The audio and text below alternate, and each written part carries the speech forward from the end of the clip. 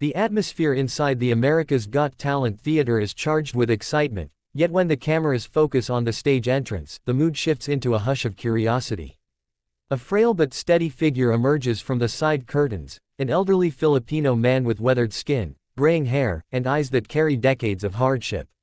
He wears no flashy costume, only a neatly pressed shirt and simple trousers, the kind of attire a man might wear after a long day of honest labor. His calloused hands, rough from years of cutting wood and swinging hammers, grip the microphone gently, almost with reverence. The judges immediately notice his nervous demeanor. Heidi Klum offers him a warm smile, while Sofia Vergara leans forward, curious. Simon Cowell studies him intently, eyebrows slightly raised as if already intrigued. Howie Mandel breaks the ice by asking his name and what he does for a living. In a humble voice, thick with a Filipino accent, the old man replies that he is a carpenter by trade. He spent decades building tables, chairs, and homes for other people, rarely having time to build his own dreams. The audience grows still as he explains that his dream had always been to sing. Music, he says, was the companion that eased his loneliness after long, exhausting days at work. His voice cracks slightly when he mentions his children and grandchildren, who always encouraged him to follow his passion, though life's responsibilities kept him grounded in survival. Simon leans in with a sharper look. "And why now?" he asks, genuinely curious. The carpenter smiles softly, eyes glistening with unspoken emotion. "Because it's never too late to dream. And maybe tonight, I can show my family that their old carpenter papa is more than just his work." The words hang in the air, heavy with truth. The crowd erupts into supportive applause. From that moment, the old man transforms from a mere contestant into a symbol, a reminder that talent, passion, and dreams don't age. As he prepares to sing, the lights dim and the audience collectively holds its breath. Simon rests his chin in his hand, as if sensing something rare is about to unfold. The music begins, soft and delicate, and the old carpenter closes his eyes for a moment. His lips part, and the first note emerges, low, trembling, but rich with a soul-stirring quality that silences the theater in an instant. His voice is not polished like that of a trained professional, but it carries something far more powerful, lived experience. Every word resonates like it was carved out of his very being, as though his entire life story had been waiting to be told through this song. The audience leans in, captivated.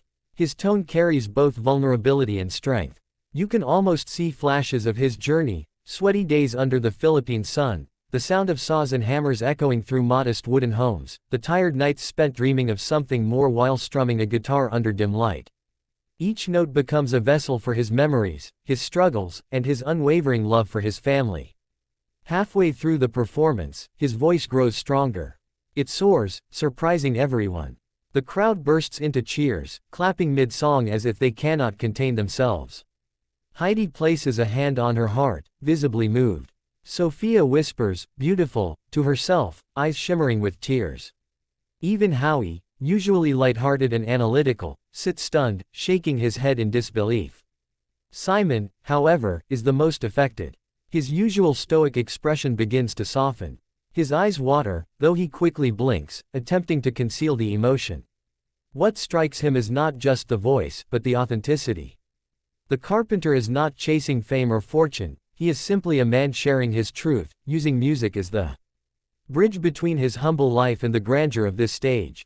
As the song reaches its climax, the carpenter's voice rises with astonishing passion. It's raw, almost broken in places, but that imperfection makes it real. The audience rises to their feet in a thunderous standing ovation, clapping and shouting encouragement as he holds the final note, his entire body trembling with release. When the music fades, the silence is momentary before the theater erupts into deafening applause. Tears streak down faces in the crowd, strangers hugging each other as though they had collectively witnessed something once in a lifetime. The old carpenter opens his eyes, stunned at the response. His chest heaves, and for the first time in perhaps forever, he sees thousands of people cheering for him. Not for the houses he built, not for the tables he carved, but for him. For his voice. For his dream. The cheers continue, and the judges rise to their feet alongside the audience. The carpenter covers his face with his hands, overwhelmed by emotion. His shoulders shake as he tries to process what is happening, this old man who had worked quietly his entire life now standing in the center of roaring applause. Howie is the first to speak. He praises the Carpenter's courage, saying that this performance wasn't just music, it was a message, a reminder that dreams should never be abandoned, no matter how late in life. Sophia echoes the sentiment, calling it one of the most inspiring auditions she's ever seen.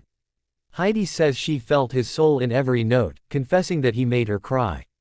Finally, all eyes turn to Simon.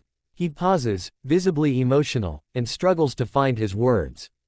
He admits that he has seen countless auditions in his career, but this one, this simple, heartfelt performance by a man who never gave up, has touched him deeper than most. His voice shakes as he says, "You didn't just sing. You told us your story, and it's one I'll never forget." And then, without another word, Simon reaches forward and slams the golden buzzer. The room explodes. Golden confetti showers from the ceiling, covering the Carpenter in a sparkling rain of dreams realized. The old man freezes, eyes wide, before falling to his knees in disbelief. Tears stream down his face as he looks upward, his arms raised as though thanking the heavens. The audience chants his name, clapping and cheering louder than ever. The judges rush to the stage, Sophia hugging him tightly, Heidi wiping her own tears, Howie patting him on the back. Simon walks over last, offering a simple handshake that turns into a heartfelt embrace. Through the confetti, the Carpenter manages to say, voice breaking, thank you so much. This is for my family, this is for every dreamer who thinks it's too late. Simon replies, still holding his hand, it's never too late. That single line seals the moment, etching it into AGT history. Clips of the audition will later go viral, inspiring millions around the world. But in that exact moment, on that stage, the only thing that matters is the Carpenter, a man who built homes his whole life but had just built something far greater, hope, belief, and a legacy of courage for dreamers everywhere. The camera captures his tear-streaked smile, framed by golden confetti, as the screen fades to black.